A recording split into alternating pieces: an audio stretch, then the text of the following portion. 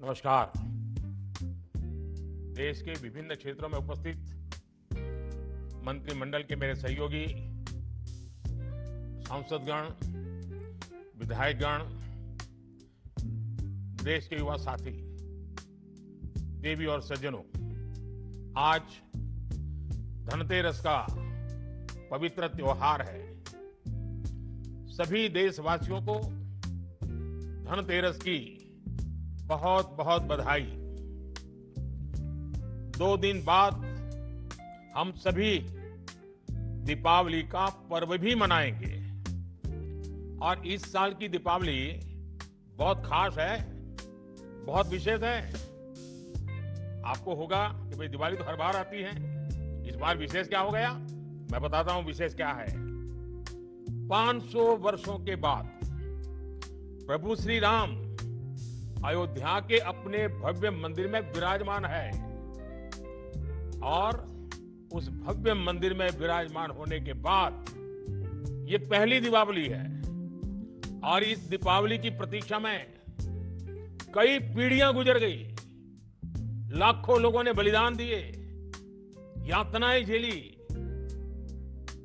हम सभी बहुत सौभाग्यशाली हैं जो ऐसी विशेष, खास, भव्य दिवाली के साक्षी बनेंगे। उत्सव के इस माहौल में आज इस पावन दिन रोजगार मेले में 51,000 नौजवानों को सरकारी नौकरी के नियुक्ति पत्र दिए जा रहे हैं।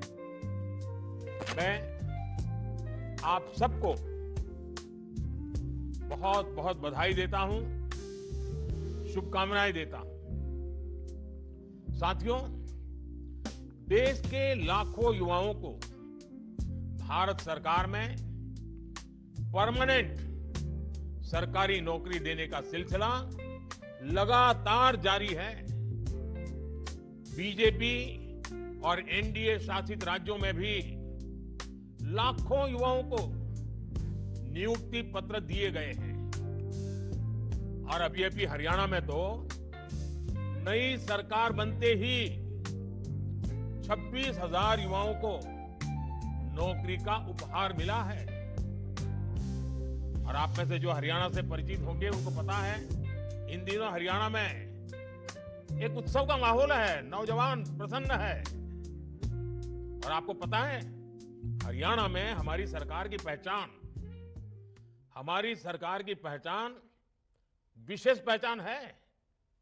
वहां की सरकार की पहचान है, वो नौकरी देती तो है लेकिन बिना खर्ची, बिना पर्ची वहां नौकरी देती है। मैं आज हरियाणा सरकार में नियुक्ति पत्र पाने वाले 26,000 नौजवानों को भी विशेष बधाई देता हूं। हरियाणा में 26,000 और आज इस कार्यक्रम में 51,000। साथियों, देश के युवाओं को ज्यादा से ज्यादा रोजगार मिले, ये हमारा कमिटमेंट है। सरकार की नीतियां और निर्णयों का भी रोजगार सृजन पर सीधा प्रभाव होता है।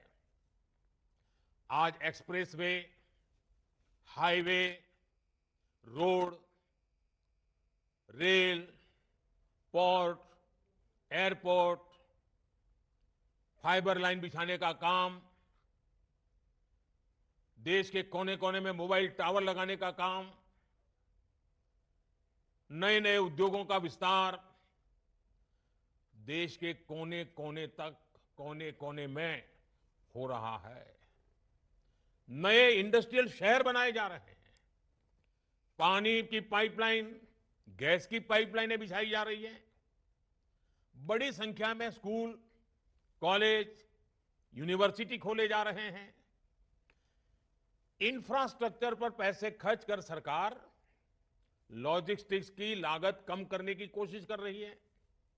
इन सारे कामों से देश के लोगों को सुविधा तो मिल ही रही है, लेकिन साथ साथ करोड़ों की संख्या में रोजगार के भी नए मौके बन रहे हैं। साथियों, अभी कल ही मैं वडोदरा में था। वहां मुझे डिफेंस सेक्टर के लिए एयरक्राफ्ट बनाने वाली फैक्ट्री का उद्घाटन करने का अवसर मिला। इस फैक्ट्री में हजारों लोगों को प्रत्यक्ष रूप से रोजगार मिलेगा। लेकिन नौकरी के जितने अवसर तैयार होंगे, उससे कहीं ज्यादा एयरक्राफ्ट के लिए जो स्पेयर पार्ट चाहिए, वो स्पेयर पार्ट बनाने के लिए बहुत सारे छोटे छोटे छोटे कारखानों की जाल जरूर बनेगी। बहुत सारे छोटे छोटे कारखानों से उसको बना करके सप्लाई किया जाएगा। ये पार्ट्स देश के कोने कोने में हमारे जो एमएसएमई है ना, वो बनाएंगे। नए एमएसएमई आएंगे। एक एयरक्राफ्ट में 15 से 25 हजार तक छोटे बड़े पुर्जे होते हैं, पार्ट्स होते हैं। यानी एक एक फैक्ट्री की डिमांड पूरी करने के लिए देश भर की हजारों छोटी बड़ी फैक्ट्रियां सक्रिय रहेगी। आप सोच सकते हैं कि इससे हमारी एमएसएमई इंडस्ट्री को कितना फायदा होगा, उनमें रोजगार के कितने मौके बनेंगे। साथियों, आज जब हम कोई योजना लॉन्च करते हैं तो हमारा फोकस सिर्फ लोगों को मिलने वाले लाभ पर ही होता है, ऐसा नहीं है। हम बहुत बड़े दायरे में सोचते हैं, बल्कि हम उसके माध्यम से रोजगार सृजन का पूरा इकोसिस्टम भी डेवलप करते हैं। जैसे पीएम सूर्यघर मुफ्त बिजली योजना। अब यूं तो लगता है कि अब लोगों को मुफ्त बिजली मिले, इसके लिए योजना आई है। लेकिन उसकी बारीकी में जाएंगे तो क्या दिखेगा। अब देखिए, पिछले 6 महीने में 1.25 करोड़ 1.5 करोड़ करीब करीब लोगों ने, ग्राहकों ने इस योजना के लिए अपना रजिस्ट्रेशन कराया है। 9,000 से ज्यादा वेंडर्स योजना के साथ जुड़ चुके हैं, जो ये फिटिंग का काम करेंगे। 5 लाख से ज्यादा घरों में सोलर पैनल लगाए जा चुके हैं। आने वाले दिनों में इस योजना के तहत एक मॉडल के रूप में देश के अलग अलग कोने में 800 सोलर विलेज बनाने की तैयारी है। अब तक 30,000 लोगों ने रूफटॉप पर सोलर इंस्टॉलेशन की ट्रेनिंग ली है। यानी इस एक योजना ने मैन्युफैक्चरर्स, वेंडर्स, असेंबलर्स और रिपेयरर्स के लिए रोजगार के लाखों नए अवसर तैयार कर दिए हैं। पीएम सूर्यघर मुफ्त बिजली योजना से देश में रोजगार के लाखों नए अवसर बनने जा रहे हैं। साथियों, मैं एक और उदाहरण देता हूं आपको, और मैं आज छोटे छोटे गांव से जुड़े उदाहरण दे रहा हूं आपको। अब खादी की चर्चा तो हमारे देश में आजादी के समय से हो रही है, लेकिन आज खादी ग्रामोद्योग क्या कमाल कर रहा है। पिछले 10 वर्षों में हमारी सरकार की नीतियों ने खादी ग्रामोद्योग, इसकी पूरी तस्वीर ही बदल दी है। और तस्वीर ही बदली ऐसा नहीं है, गांव के इस काम से जुड़े लोगों की तकदीर भी बदल दी है। आज 1 साल में खादी ग्रामोद्योग 1.5 लाख करोड़ रुपए से ज्यादा का कारोबार कर रहा है। अगर 10 साल पहले की स्थिति से तुलना करें, जैसे अभी डॉक्टर जितेंद्र सिंह जी सरकारी नौकरी के पुराने और नई सरकार के आंकड़े दे रहे थे, कितने चौंकाने वाले थे आप देखिए। मैं यहां एक और बात बता रहा हूं, अगर हम यूपीए की और एनडीए की सरकार की तुलना करें खादी के संबंध में, तो आज खादी की बिक्री यूपीए की सरकार से 400% तक ज्यादा बढ़ गई है। जब कारोबार बढ़ रहा है तो इसका मतलब है कि इससे जुड़े कारीगरों, बुनकरों, व्यापारियों को भी बहुत बड़ा फायदा हो रहा है। इस क्षेत्र में नए लोगों को अवसर मिल रहे हैं, बड़ी संख्या में रोजगार का सृजन हो रहा है। इसी तरह हमारी लखपति दीदी योजना ने ग्रामीण महिलाओं को रोजगार और स्वरोजगार के नए साधन दिए हैं। पिछले एक दशक में 10 करोड़ महिलाएं सेल्फ हेल्प ग्रुप से जुड़ी हैं। और आपको मालूम है, self help group economic activity करता है, कुछ न कुछ करके कमाई करता है। मतलब 10 करोड़ महिलाएं जो कमाने लगी है, रोजगार स्वरोजगार के कारण उनके घर में पैसे आ रहे हैं, अपनी मेहनत से आ रहे हैं। ये 10 करोड़ का आंकड़ा और सिर्फ महिलाओं का, ये बहुत लोग हैं उनको नजर नहीं आता है। और सरकार ने इन्हें पूरी तरह सपोर्ट किया है, संसाधन में सपोर्ट, धन देने में सपोर्ट। ये महिलाएं किसी ना किसी रोजगार से आय अर्जित कर रही हैं, कमाई कर रही है। हमारी सरकार ने इनमें से 3 करोड़ महिलाओं को लखपति दीदी बनाने का लक्ष्य रखा है। मामूली इनकम नहीं, हम इनकम भी बढ़ाना चाहते हैं। अब तक करीब 1.25 करोड़ महिलाएं लखपति दीदी बन चुकी हैं। मतलब उनकी एक साल की इनकम 1 लाख रुपए से ज्यादा हो गई है, और ये हर वर्ष कमाने वाले हैं। साथियों, आज भारत दुनिया की तीसरी सबसे बड़ी अर्थव्यवस्था बनने की दिशा में आगे बढ़ रहा है। देश की ये तरक्की देख देश का युवा ये भी पूछता है, और स्वाभाविक है, उसके मन में सवाल है कि जो गति आज है, जो विस्तार आज है, वो गति पहले क्यों नहीं पकड़ी? इसका जवाब है, पहले की सरकारों में नीति और नियत दोनों का अभाव था। साथियों, आप याद करिए, पहले ऐसे कितने ही सेक्टर थे जिनमें भारत लगातार पिछड़ता जा रहा था। खासकर टेक्नोलॉजी के क्षेत्र में दुनिया में नई नई टेक्नोलॉजीज आती थी, लेकिन भारत में हम उनका इंतजार करते रहते थे, सोचते थे भाई ये दुनिया में तो आया, हमारे यहां कब आएगा। जो टेक्नोलॉजी पश्चिमी देशों में आउटडेटेड हो जाती थी, निकम्मी हो जाती थी, तब जाकर के वो हमारे यहां पहुंचती थी। ये सोच बना दी गई थी कि हमारे देश में आधुनिक टेक्नोलॉजी डेवलप हो ही नहीं सकती। इस मानसिकता से कितना बड़ा नुकसान हुआ। भारत न केवल आधुनिक विकास की दौड़ में पिछड़ता चला गया, बल्कि रोजगार के सबसे महत्वपूर्ण सोर्स भी हमसे दूर होते चले गए। आधुनिक विश्व में जिन उद्योगों से रोजगार पैदा होता है, जब वही नहीं होंगे तो रोजगार कैसे मिलेगा? इसलिए हमने पुरानी सरकारों की उस पुरानी सोच से देश को आजाद कराने के लिए काम शुरू किया है। स्पेस सेक्टर से लेकर सेमीकंडक्टर तक, इलेक्ट्रॉनिक्स से लेकर इलेक्ट्रिक व्हीकल तक, हमने हर नई टेक्निक में मेक इन इंडिया को आगे बढ़ाया।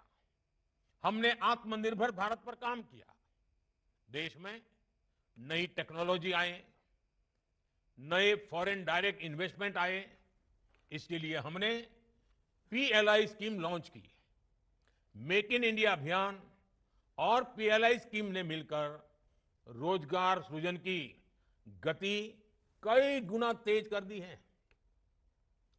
आज हर सेक्टर के उद्योगों को बढ़ावा मिल रहा है।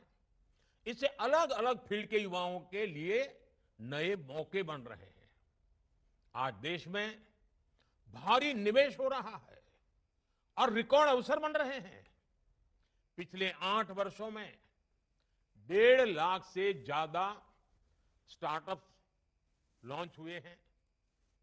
आज भारत में दुनिया का तीसरा सबसे बड़ा स्टार्टअप इकोसिस्टम है। इन सारे सेक्टर्स में हमारे युवाओं को आगे बढ़ने का मौका मिल रहा है, उन्हें रोजगार मिल रहा है। साथियों, भारत के युवाओं की क्षमता बढ़ाने के लिए आज उनके स्किल डेवलपमेंट पर सरकार का बहुत फोकस है। इसलिए हमने स्किल इंडिया जैसे मिशन शुरू किए। आज सैकड़ों कौशल विकास केंद्रों में युवाओं को ट्रेनिंग दी जा रही है। हमारे युवाओं को एक्सपीरियंस और अपॉर्चुनिटी के लिए भटकना न पड़े, हमने इसकी भी व्यवस्था की है। प्रधानमंत्री इंटर्नशिप योजना के तहत भारत की टॉप 500 कंपनीज में पेड इंटर्नशिप का प्रावधान किया गया है। हर इंटर्न को 1 साल तक 5,000 रुपया प्रति माह दिया जाएगा। हमारा लक्ष्य है कि अगले 5 वर्षों में 1 करोड़ युवाओं को इंटर्नशिप का अवसर मिले। इससे युवाओं को अलग अलग सेक्टर्स में रियल लाइफ बिजनेस एनवायरनमेंट से जुड़ने का मौका मिलेगा। उनका ये अनुभव उनके कैरियर के लिए बहुत लाभकारी होगा। साथियों, विदेशों में भी भारतीय युवाओं को आसानी से नौकरी मिले, इसके लिए भी भारत सरकार नए मौके बना रही है। हाल में ही जर्मनी ने, आपने अखबार में पढ़ा होगा, जर्मनी ने भारत के लिए स्किल वर्कफोर्स स्ट्रेटेजी जारी की है। जर्मनी ने स्किल्ड भारतीय युवाओं को, जिनके पास हुनर है, ऐसे भारतीय युवाओं को हर वर्ष, पहले कभी 20,000 लोगों को वीजा मिलता था, इन्होंने ऐसे नौजवानों के लिए हर वर्ष 90,000 वीजा देने का तय किया है। मतलब 90,000 लोगों को वहां रोजगार के लिए जाने का अवसर मिलेगा और इसका बहुत बड़ा फायदा हमारे युवाओं को होगा। भारत ने हाल के वर्षों में 21 देशों के साथ माइग्रेशन और रोजगार से जुड़े समझौते किए हैं। इनमें गल्फ कंट्रीज के अलावा Japan, Australia, France, Germany, Mauritius, Israel, UK और इटली जैसे बहुत आर्थिक रूप से संपन्न देश शामिल हैं। यूके में काम करने, पढ़ाई करने हर साल 3,000 भारतीय 2 साल का वीजा हासिल कर सकते हैं। ऑस्ट्रेलिया में हर साल हमारे 3,000 छात्रों को पढ़ाई करने का अवसर मिलेगा। भारत का टैलेंट भारत की प्रगति ही नहीं, बल्कि विश्व की प्रगति में भी बढ़ चढ़ करके उसका हिस्सा बढ़ता जा रहा है और हम इस दिशा में आगे बढ़ रहे हैं। साथियों, आज सरकार की भूमिका एक ऐसा आधुनिक सिस्टम तैयार करने की है जहां हर युवा को अवसर मिले और वो अपनी एस्पिरेशंस को पूरा कर सके। इसलिए आप चाहे जिस पद पर हो, आपका लक्ष्य यही होना चाहिए कि युवाओं को, नागरिकों को ज्यादा से ज्यादा सहूलियत मिले। साथियों, आपको सरकारी नौकरी मिलने में देश के टैक्स पेयर और नागरिकों का अहम योगदान है। हम अपने नागरिकों की वजह से हैं, हम जो कुछ भी हैं देश के नागरिकों के कारण है। हमें जो अवसर मिल रहे हैं उनके कारण मिल रहे हैं और नागरिकों की सेवा के लिए ही हमें ये नियुक्ति मिली है। बिना खर्ची, बिना पर्ची, ये नौकरी का जो नया कल्चर है ना, हमें भी ये कर्ज चुकाना है नागरिकों की सेवा करके, उनके जीवन की मुसीबतें कम करके। और हम किसी भी पोस्ट पर क्यों ना हो, हमारा दायित्व कोई भी क्यों ना हो, चाहे पोस्टमैन पद का पद हो या प्रोफेसर का, हमारा काम देशवासियों की सेवा करना है, गरीब से गरीब की सेवा करना है। दलित हो, पीड़ित हो, आदिवासी हो, महिलाएं हो, नौजवान हो, जिसकी भी सेवा करने का मौका मिले, हमें उसे अपना भाग्य मान करके देशवासियों की सेवा करनी चाहिए। आप उस समय भारत सरकार में नौकरी के लिए आए हैं जब देश ने विकसित भारत का संकल्प लिया है। इस लक्ष्य को पाने के लिए हमें हर सेक्टर में बेहतर प्रदर्शन करना होगा और ये आप जैसे नौजवान साथियों के बिना संभव नहीं होगा। इसलिए आपको सिर्फ अच्छा काम करना है इतना ही नहीं है, बल्कि आपको सबसे बेहतर करके दिखाना है। हमारे देश में सरकारी कर्मचारी ऐसे होने चाहिए जिनकी मिसाल उदाहरण के रूप में दुनिया भर में उनकी चर्चा होनी चाहिए। देश को हमेशा हमसे अपेक्षा हो बहुत स्वाभाविक है, और आज जब एस्पिरेशनल इंडिया का वातावरण है तो अपेक्षाएं जरा ज्यादा भी है, लेकिन वो अपेक्षाएं भी हमारी अमानत है। वही अपेक्षाएं देश को आगे बढ़ने की ऊर्जा देती है, और तब जाकर के हमारा दायित्व बनता है कि हम देशवासियों की अपेक्षाओं पर खरा उतरे। साथियों, इस नियुक्ति के साथ आप अपने व्यक्तिगत जीवन की भी एक नई यात्रा शुरू करने जा रहे हैं। मेरा आग्रह है कि हमेशा विनम्र बने रहें। हम सेवक हैं, हम शासक नहीं हैं। अपनी इस यात्रा में कुछ नया सीखने की अपनी आदत को कभी भी मत छोड़ना। लगातार नया सीखते रहना चाहिए। और सरकारी कर्मचारियों के लिए भारत सरकार आई गॉड कर्मयोगी प्लेटफॉर्म पर विभिन्न प्रकार के कोर्सेज उपलब्ध कराती है। आप ऑनलाइन जाकर के उस प्लेटफॉर्म से जुड़कर आपकी जब भी समय की सुविधा हो, जिस विषय में आपकी रुचि हो, आप डिजिटल ट्रेनिंग मॉड्यूल का लाभ उठा सकते हैं। ज्यादा से ज्यादा कोर्सेज आपको पूरे करने चाहिए। और मुझे विश्वास है साथियों कि आपके ही पुरुषार्थ से 2047 में देश विकसित भारत बनने वाला है। आपकी उम्र आज 20, 22, 25 होगी। आप अपनी नौकरी के उत्तम अवस्था में होंगे, तब देश विकसित भारत बन चुका होगा। आप गर्व से कहेंगे कि मेरे 25 साल की पसीने का परिणाम है कि आज मेरा देश विकसित भारत बना है। कितना बड़ा सौभाग्य, कितना बड़ा अवसर आपको मिला है। सिर्फ रोजगार मिला ऐसा नहीं है, आपको अवसर मिला है। और मैं चाहता हूं इस अवसर पर सवार होकर के सपनों में सामर्थ्य भर के संकल्प के लेकर के जीने का हौसला बनाइए। चल पड़े। विकसित भारत का सपना पूरा न हो तब तक हम चैन से बैठेंगे नहीं।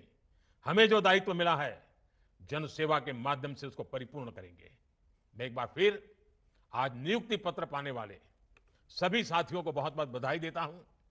आपके उज्जवल भविष्य के लिए शुभकामनाएं देता हूं। आज आपके परिवार में भी खुशी का विशेष माहौल होगा। मैं आपके परिवार को भी बहुत बहुत शुभकामनाएं देता हूं। दिवाली का पर्व है, नया अवसर भी है, आपके लिए तो डबल दिवाली है। मौज कीजिए दोस्तों। बहुत बहुत शुभकामनाएं। धन्यवाद।